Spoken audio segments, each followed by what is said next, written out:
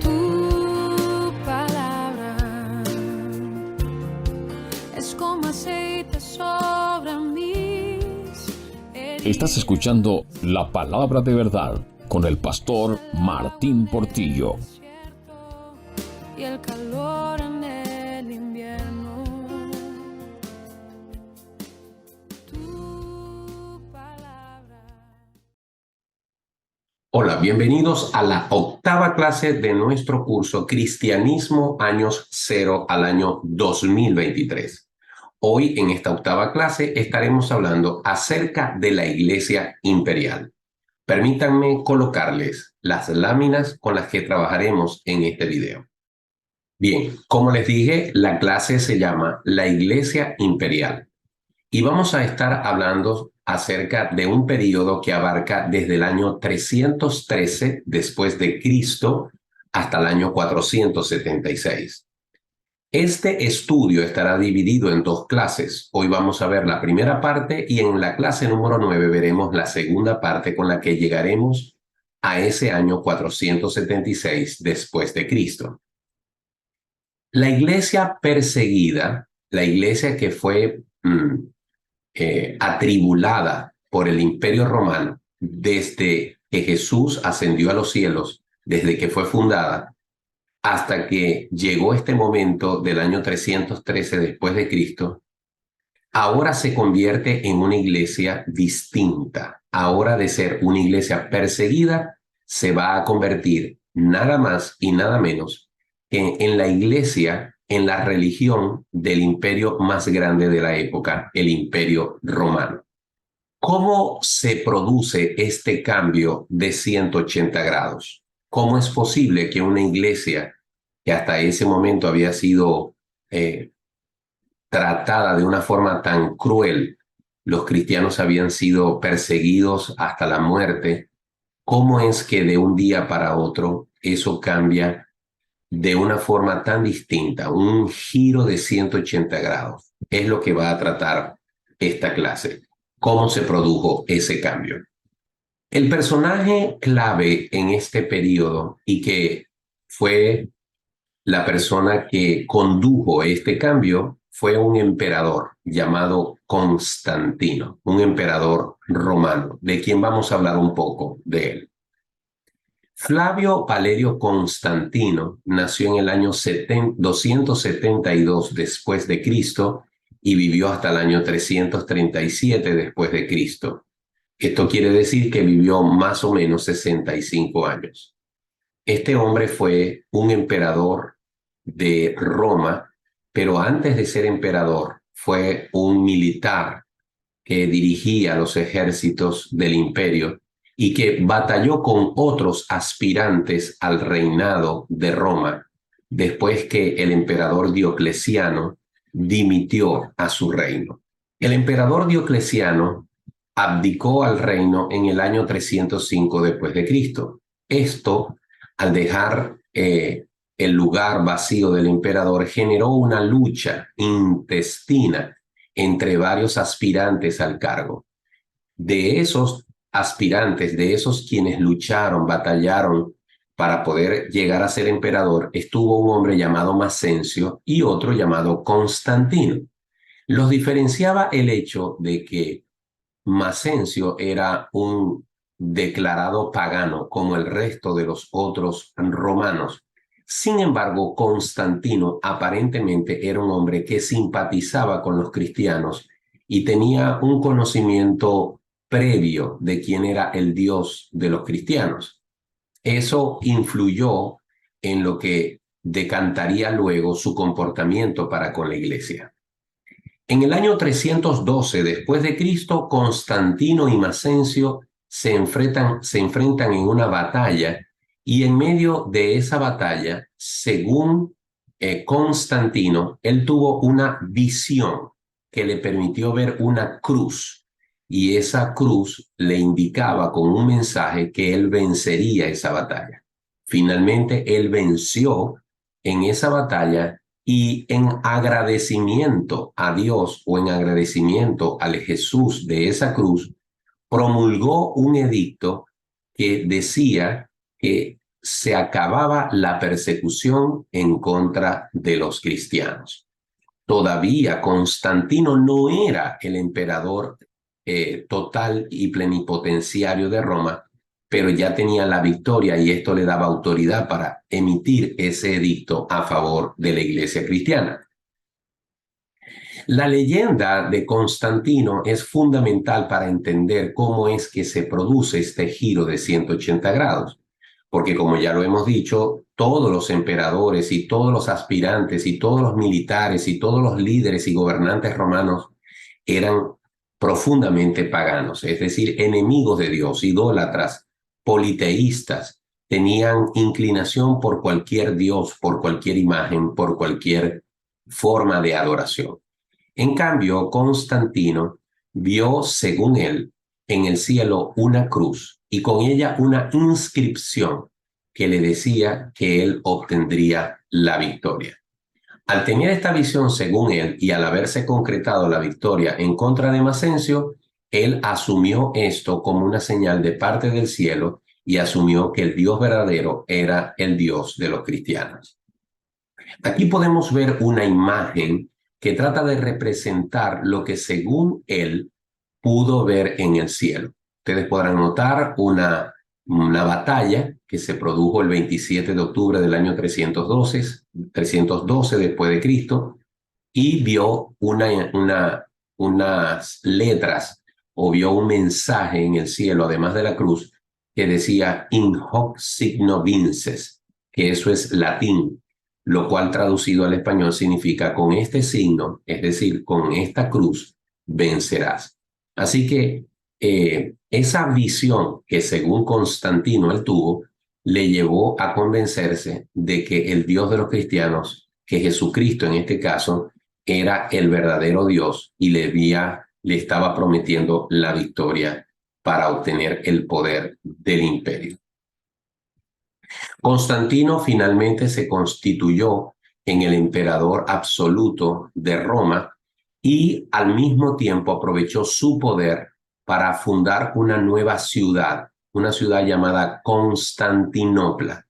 Esa ciudad se convirtió en la Roma de Oriente, es decir, él trató de replicar una ciudad tan importante como Roma, con sus estadios, con sus coliseos, con sus palacios, en esa zona oriental del imperio, para entonces tener una especie de dos frentes, el frente romano en Occidente y el frente de Constantinopla en el Oriente. Con el tiempo se produjo una división y la ciudad de Constantinopla se convirtió en la capital de lo que sería el imperio bizantino. Esta ciudad Constantinopla hoy en día es la ciudad de Estambul en Turquía. Sobre las ruinas de Constantinopla se construyó la ciudad de Estambul, una ciudad muy importante de esa zona del mundo, la capital de Turquía. ¿Cuándo se convierte Constantino en el emperador absoluto de Roma? Bueno, lo hace en el año 323 después de Cristo, es decir, 10 años después de haber ganado aquella batalla.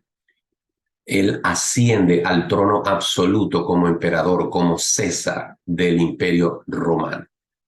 Y esto hace que el cristianismo pase de ser una secta, un grupo rechazado por los romanos, ahora se convierte en la religión oficial del imperio más poderoso de la tierra. La vida de Constantino no podemos calificarla como un cristiano fiel a las escrituras. Hay muchas versiones y dudas acerca de su ambigüedad como creyente. Según él creía en Dios, según él creía en Jesús, pero al mismo tiempo, como todo emperador, se comportaba como un tirano y muchas veces con crueldad. De hecho, la debilidad de su creencia cristiana la notamos cuando él rechazó constantemente la posibilidad de bautizarse, que era una ordenanza que los cristianos practicaban a partir del momento que se convertían al Señor. Sin embargo, él retrasó esa ordenanza, esa obediencia, ese acto por mucho tiempo, prácticamente en los albores de su muerte, porque él tenía la concepción que había ya para la época una desviación, una deformación de la doctrina del bautismo que le hacía pensar a las personas que el bautismo producía algún tipo de limpieza espiritual.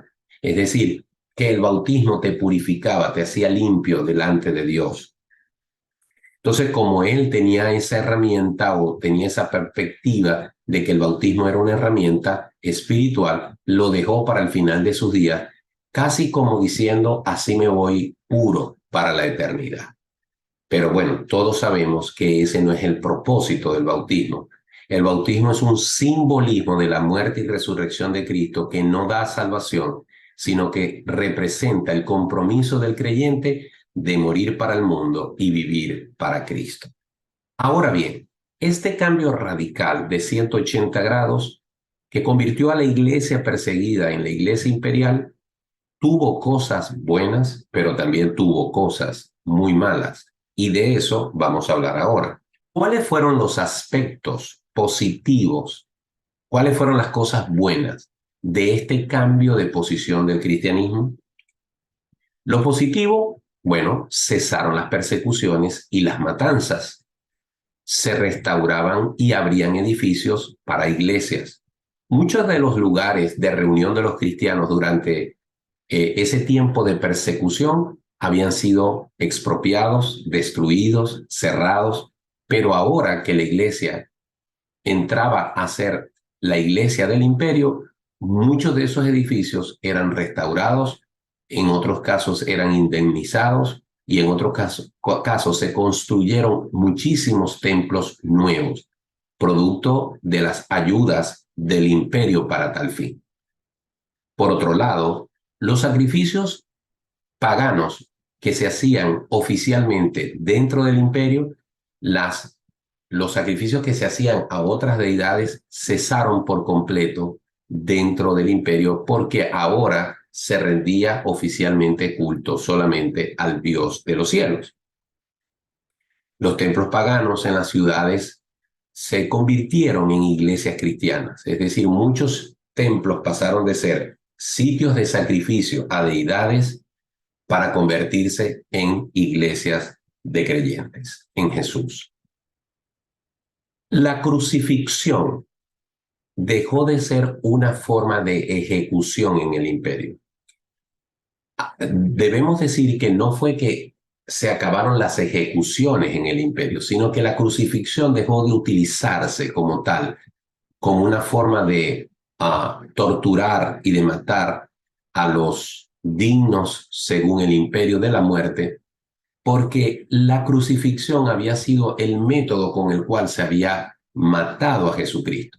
Y ahora que Jesucristo era un personaje importante para el imperio, entonces la crucifixión dejó de utilizarse como tal. Durante este tiempo, muchas de las ordenanzas civiles, muchas de las leyes y de las normas que el imperio empezó a aplicar o a redactar, eran hechas bajo una perspectiva cristiana. También se acabó o se reprimió el infanticidio, ya que en el imperio era común que los niños que no eran queridos por las familias, los padres que rechazaban a sus hijos por X o Y razón, los asfixiaban o simplemente los dejaban abandonados en la calle. Eso era común y permitido en la época. Esto trajo como consecuencia que cuando el niño no era asesinado, entonces al dejarlo en la calle, algunas personas los tomaban, los criaban y los convertían en esclavos, lo cual era algo terrible. Con la llegada del cristianismo, esta práctica fue abandonada o fue prohibida. Otra de las cosas es que la esclavitud o los que eran esclavos experimentaron mejoras en su calidad de vida. no dejaron de ser esclavos, pero adquirieron derechos. Ahora se les trataba más humanamente. Era tan cruel la forma en la que eran tratados los esclavos antes de que el cristianismo llegara a ser la religión del imperio, que los esclavos, si cometían un error, todos los esclavos de esa casa pagaban por el precio de uno solo. Se cuenta que hubo un esclavo que se rebeló contra su amo y lo mató, y como consecuencia, todos los esclavos de esa casa, que eran unos 300, fueron muertos por pago o como venganza por lo que el otro esclavo había hecho a su amo. ¿Qué quiere decir esto? Que los esclavos y sus vidas no valían absolutamente nada. Con el cristianismo eso cambió ciertamente. Así que empezaron a obtener derechos de tipo civil y con el tiempo se permitió su emancipación, es decir, su liberación, y además de eso, en algún momento la esclavitud llegó a cesar. Por otro lado, la vida de hombres que eran utilizados como carne de cañón en el circo romano a través de peleas, a través de luchas de gladiadores, todas esas competencias empezaron a ser mucho menores y ya en el circo romano se empezó a dejar de usar este tipo de luchas para entretener al público. Esos son algunos aspectos positivos, pero ¿cuáles fueron los aspectos negativos? Son los aspectos que cambiaron el rostro del cristianismo para siempre. Y de eso vamos a hablar ahora. En primer lugar, se empezó a recibir por parte de la iglesia y de sus ministros, se empezaron a recibir fondos de parte del Estado, de parte del gobierno. Es decir, se llevó a cabo una unión entre la iglesia y el Estado, lo cual es terrible. Los ministros de la iglesia empezaron a ser sostenidos por el Estado. Ya las congregaciones no tenían necesidad de ofrendar para sostener a sus ministros, sino que el gobierno se encargaba de hacerlo. Hoy en día, en muchos países, la iglesia y el gobierno están mezclados. La iglesia y el gobierno están unidos y muchos de sus ministros o clérigos dependen de una ayuda o del sostén del Estado, lo cual, repito, es terrible. La iglesia y el Estado deben estar separados.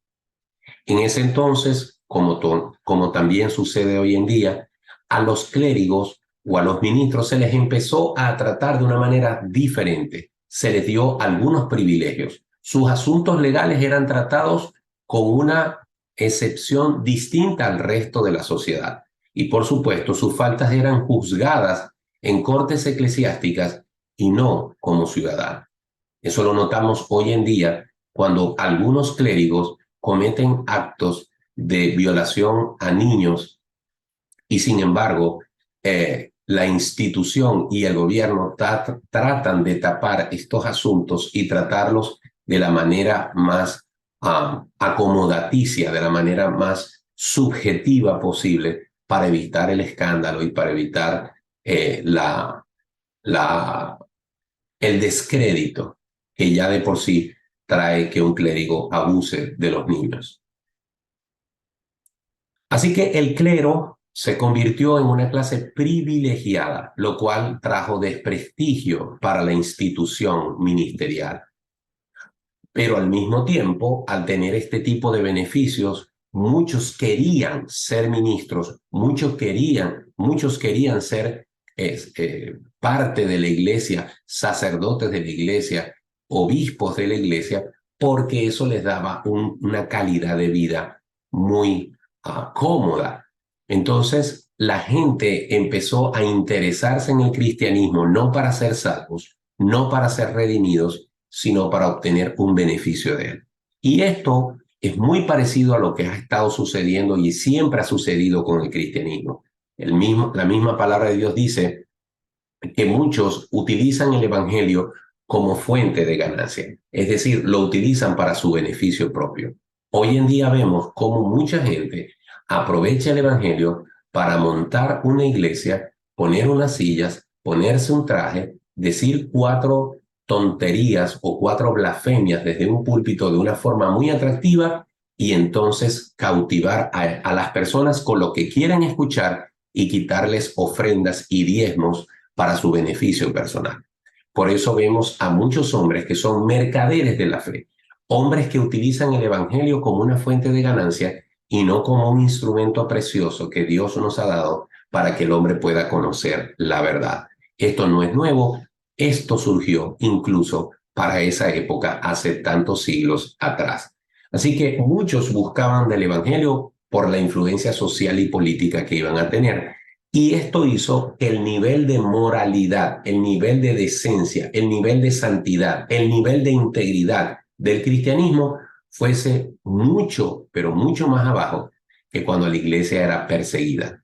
Dijimos en clases anteriores, y ahora es oportuno recordarlo, que cuando la iglesia era perseguida, los que estaban dentro de la iglesia sabían a lo que se estaban ateniendo, que por ser cristianos sus vidas estaban corriendo peligro. De tal manera que si seguían en la iglesia a pesar de esto, es porque amaban a Cristo a pesar del precio que tendrían que pagar. Pero ahora que la iglesia era beneficiaria de los poderes del gobierno, los que estaban dentro de la iglesia era dudoso la razón por la que estaban. Muy posiblemente estaban allí simplemente para ser protegidos del gobierno. También durante este tiempo los servicios de adoración, al haber más libertad, al haber templos más hermosos, eran más esplendorosos, pero por supuesto se hicieron menos espirituales y sinceros. Se convirtieron en actos mecánicos, en actos religiosos mecánicos, donde la espiritualidad desapareció.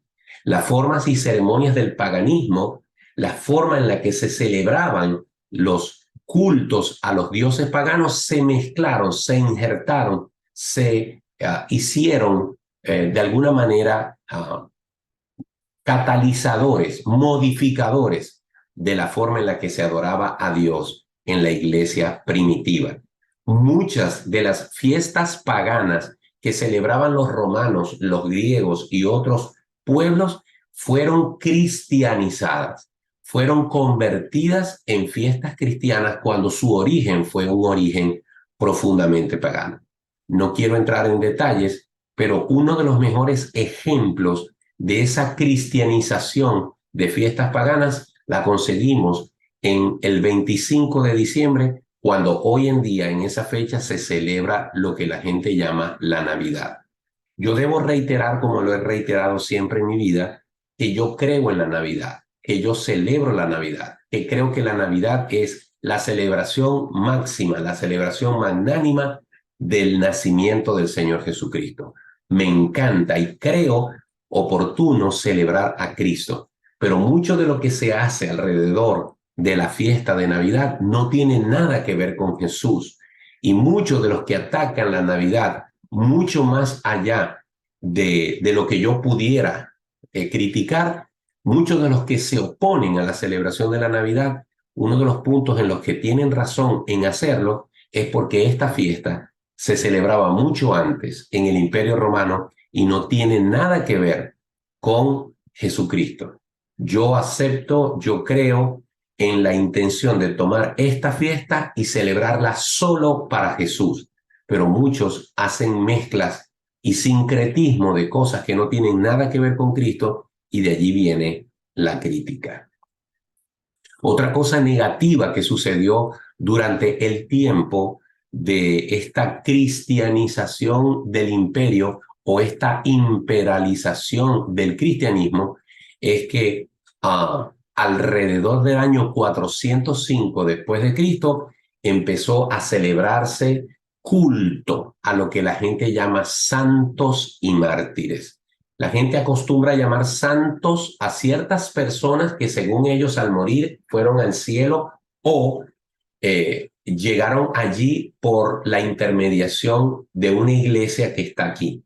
Por ejemplo, sabemos que la Iglesia Católica celebra un proceso llamado beatificación y luego canonización, en la cual, según ellos, aquellos hombres o mujeres que hayan muerto y que estén en el cielo, según ellos, han realizado milagros aquí en la tierra, y cuando ellos aprueban el proceso que han diseñado para certificar esos milagros, entonces la iglesia desde aquí de la tierra los declara a ellos santos en el cielo y entonces los feligreses los pueden adorar, les pueden pedir, les pueden orar, les pueden rezar. Cuando nosotros sabemos claramente que la palabra de Dios dice que hay un solo Dios y un solo mediador entre Dios y los hombres, y los cristianos solamente podemos, debemos y tenemos que dirigirnos a nuestro Padre Celestial por medio del Señor Jesucristo.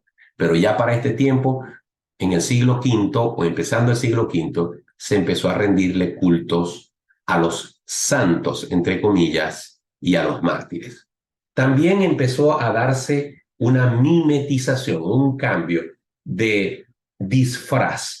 Diana y Venus, que eran diosas paganas, fueron disfrazadas de María, la madre de Jesús. Todos estamos de acuerdo que la mujer más importante de la historia se llamó María. Ella llevó en su vientre nada más y nada menos a Jesucristo, quien es Dios encarnado. Ella fue el instrumento que Dios usó para traer a su Hijo Jesucristo a la tierra.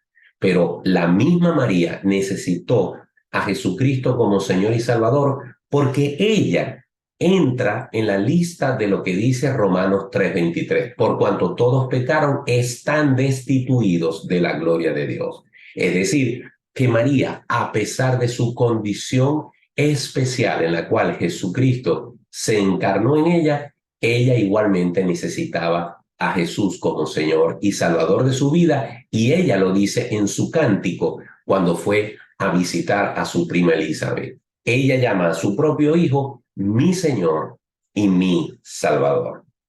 Así que mal podríamos nosotros adorar a María, rezarle a María, pedirle a María. La respetamos y la consideramos, como dije, la mujer más importante de la historia, pero nosotros solamente podemos, debemos y tenemos que rendirle culto, alabanza, adoración y exaltación exclusiva y llanamente a Dios en el nombre de su Hijo Jesucristo.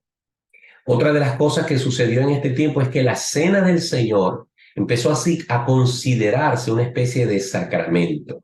La gente, así como creía que el bautismo le quitaba pecados, la gente terminó creyendo que la cena del Señor era un acto místico por medio del cual, al comer el pan y al tomar la copa, el pan se convertía en la carne de Jesús y el vino se convertía en la sangre de Jesús.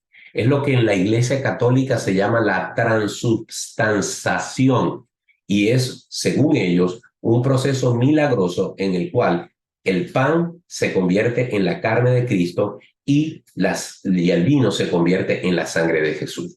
Debemos decir con respecto a esto que es un error gravísimo decir estas cosas, porque Jesucristo, cuando tomó el pan y dijo, este es mi cuerpo, con los discípulos aquella última noche, él tomó el pan y dijo, este es mi cuerpo, pero Jesús estaba vivo, Jesús estaba todavía en la tierra y él tenía un pan en la mano. Así que cuando él dijo, este es mi cuerpo, él no se estaba refiriendo a que ese pan se convertiría en su carne, sino que ese pan representaría a su cuerpo. Así como en la Pascua, las comidas, el pan sin levadura y las hierbas amargas representaban, por supuesto, la esclavitud del pueblo judío en Egipto y cómo Dios los liberó de esas circunstancias. Lo mismo en la Cena del Señor. Es un acto simbólico en el cual el pan es pan, sigue siendo pan, una vez que lo comemos, sigue siendo pan. No es la carne de Jesús. Tampoco el vino se convierte en sangre. Eso nos haría caníbales al comer carne de Jesús y nos haría vampiros al tomar su sangre. La razón por la que las personas le dan este valor y enseñan esta transformación del pan en carne y de vino en sangre es porque la gente sigue teniendo confianza en las cosas que puede ver y puede palpar. Por lo tanto, piensan que al comerse un pedazo de la carne de Jesús y al tomarse un trago de la sangre de Jesús, eso va a purificar sus pecados. Pero todos sabemos que Cristo murió una vez y para siempre en la cruz del Calvario Por lo tanto, nosotros no podemos pensar que la cena del Señor es una misa en la cual se crucifica a Jesucristo una y otra vez por los pecados del mundo, sino que Él murió una vez y para siempre, y su sangre derramada en la cruz del Calvario sigue siendo efectiva para todo aquel que lo cree por medio de la fe. Pero ya para esta época se empezó a practicar esto que definitivamente es errado a la luz de las Escrituras.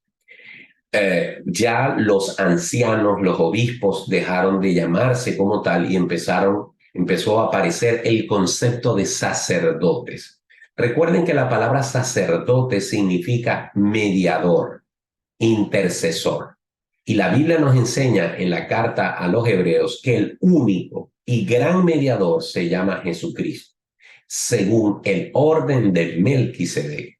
Jesucristo es el único sacerdote, es el único mediador, es el único que nos permite y nos puede permitir tener comunión con Dios Padre. Por lo tanto, nosotros no necesitamos de ningún hombre, ni de ningún sacerdote, de ningún pastor, de ningún apóstol, de ningún papa, de ningún ministro para podernos acercar a Dios. Nosotros tenemos esa libertad en Cristo Jesús. Podemos venir a su presencia con total y absoluta confianza de que Él nos va a escuchar, de que Él nos va a recibir, porque Él nos ha dado acceso total al Padre Celestial. Y no necesitamos de ningún hombre para que nos lleve de la mano a Jesús, y mucho menos contarle nuestros pecados para que Él nos perdone nuestros pecados. Eso lo podemos hacer en nuestra privacidad con el Señor Jesucristo. Ahora, ¿cuáles fueron los cambios más significativos? Vamos a hacer una especie de resumen de cuáles fueron los cambios más significativos de esta iglesia que hasta antes de Constantino, seguía siendo una iglesia perseguida cruelmente. Cómo esta iglesia pasa a ser una iglesia imperial, una iglesia poderosa, una iglesia que se hace la religión oficial del imperio. ¿Cuáles fueron los cambios de ese proceso? ¿O cuáles fueron los aspectos más resaltantes de ese proceso? Bueno, en primer lugar, como lo dijimos, fue un cambio que operó para bien y para mal. Trajo cosas buenas y trajo cosas malas. La iglesia dejó de ser una iglesia perseguida y torturada para convertirse en una iglesia imperial que lamentablemente dejó de ser una institución religiosa para convertirse en una mezcla de religión y política.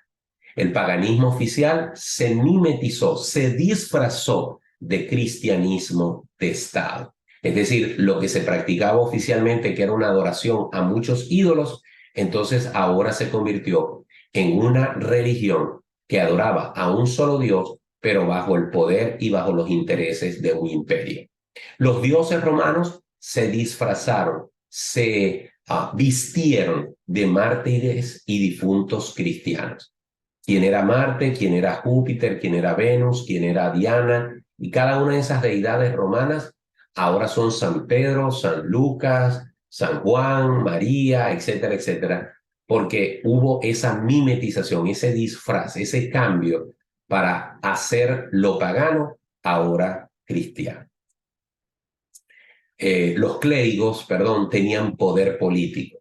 Es decir, aquellos hombres que en algún momento tenían que huir y tenían que proteger a la iglesia del Estado, porque siendo ministros, ellos eran de alguna manera quienes dirigían a la iglesia en ese proceso de ataque de parte del Estado, ahora pasaron a ser nada más y nada menos que operadores políticos del imperio. Los templos y las iglesias se convirtieron en la norma. Es decir, que ya la iglesia cristiana dejó de reunirse en las casas. Las iglesias cristianas empezaron a ver el lugar de reunión como grandes templos, lujosos templos, y como tenían el poder y como tenían los recursos de parte del Estado, se construían basílicas, se construían sitios lujosos para que allí la iglesia se congregara. Y aquella calidez que brindó el hogar de los cristianos empezó a desaparecer. Y hoy en día mucha gente le cuesta entender que la vida cristiana no es solamente para el templo, sino que la vida cristiana es una vida que se debe vivir en cualquier lugar, muy especialmente en las casas, en los hogares, porque es en las casas, en los hogares, donde debe estar el primer altar al Señor Jesucristo. Se proclamó oficialmente en esa época que el domingo sería el día de descanso. Ya oficialmente aquella tradición del sábado se entró en total y absoluto desuso y se instituyó que la iglesia se reuniría oficialmente los días domingo. Se popularizó el uso de la cruz como símbolo del cristianismo. Por mucho tiempo, el símbolo del cristianismo aparentemente era un pequeño pescado con las palabras en griego ixoye. Pero a partir de este momento, y sobre todo porque ese emperador vio la cruz flotando en el cielo como un símbolo de victoria, la cruz dejó de ser vista como una herramienta asesina, sino como el lugar donde Cristo murió. Yo he dicho en muchas ocasiones que en lo personal yo no tengo problema con el uso de la cruz, siempre y cuando yo crea que esa cruz per se, esa cruz en específico, no tiene poder. Mucha gente usa la cruz como una forma de reprender demonios, como hacer exorcismo. Mucha gente usa la cruz en el pecho o en las casas o en los lugares como un amuleto para protección. Ponen cruces de palma detrás de las puertas, o ponen cruces en los hospitales, o ponen cruces en una habitación X, o la gente lleva una cruz guindada aquí en el pecho.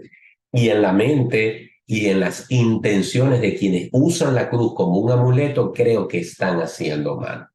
Sin embargo, la cruz, si se utiliza como un símbolo de lo que Cristo hizo en esa cruz para pagar por nuestros pecados, yo creo que todo está bien.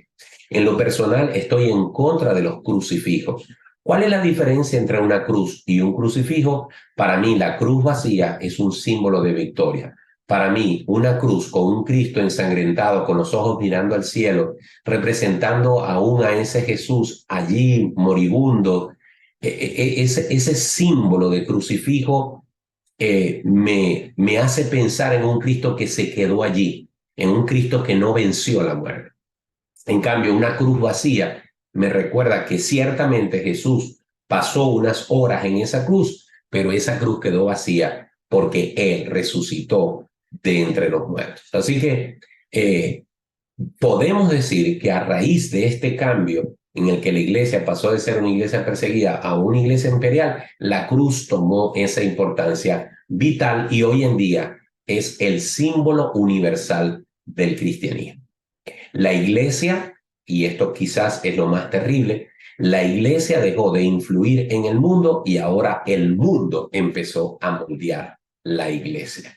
Es decir, podemos decir que antes de este cambio radical, la iglesia iba expandiéndose y cambiando la vida de las personas para bien, pero ahora que la iglesia es parte de un sistema político, ahora que la iglesia ya dejó de recibir la presión de la persecución, ahora que es más atractivo ser cristiano que peligroso, entonces el mundo modificó a la iglesia en vez de la iglesia modificar el mundo, y desde entonces ha sido así.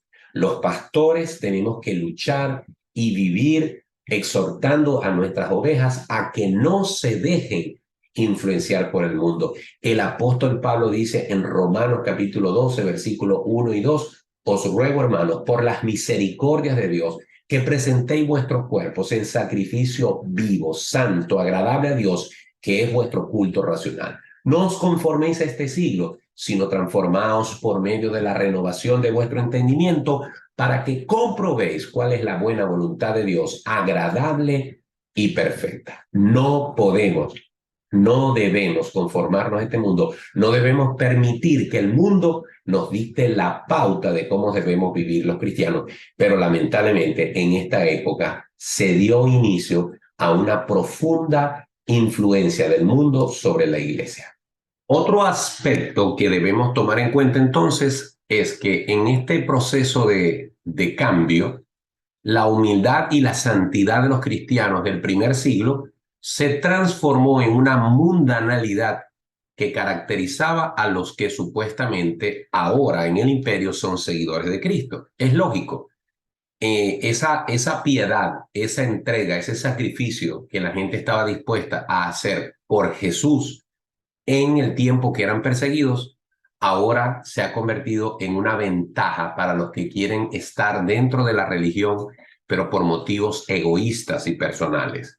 Así que esa humildad desapareció y lo que apareció fue un carácter orgulloso, altivo, pedante y muy lejano de esa piedad y humildad que caracterizaba a los primeros creyentes. La separación de la iglesia y el Estado creo que es uno de los aspectos más importantes que debemos resaltar. La iglesia, el cuerpo de Cristo, no puede, no debe, no tiene por qué tener ninguna relación con el Estado, que es una institución humana, con el gobierno, que es una institución terrenal.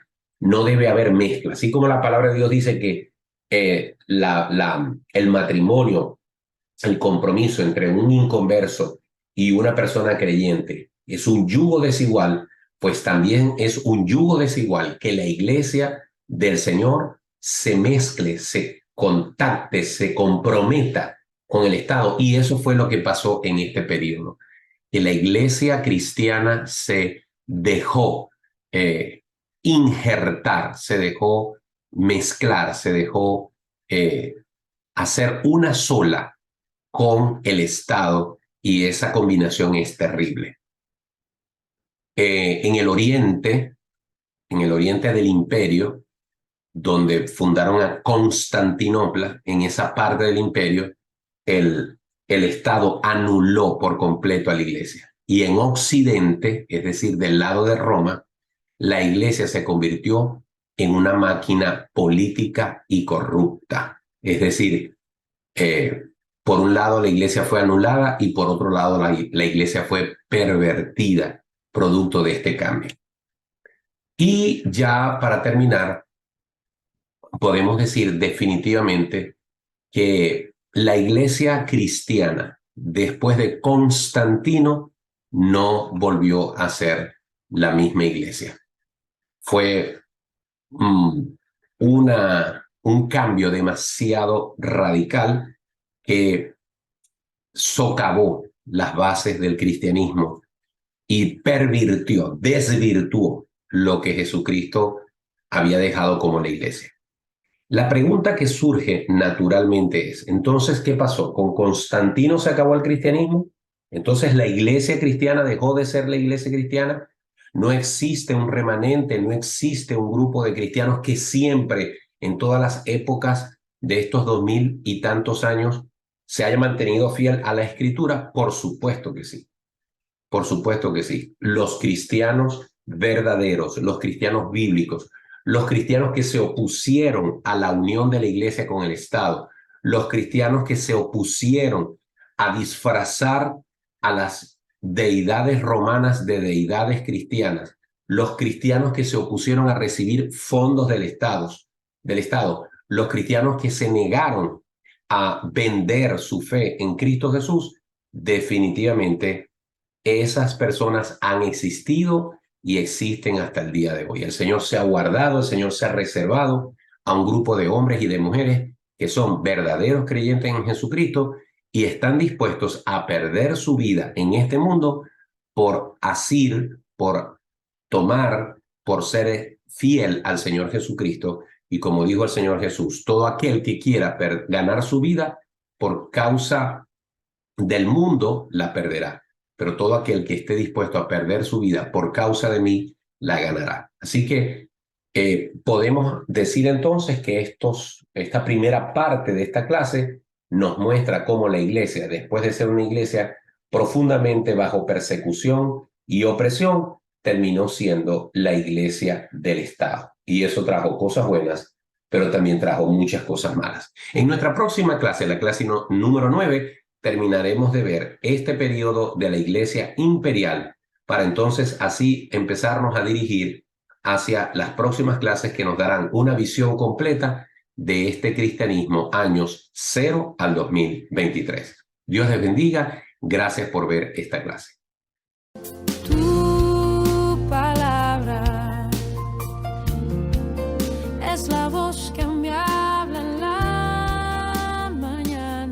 Y esto fue La Palabra de Verdad con el pastor Martín Portillo. Y en las pruebas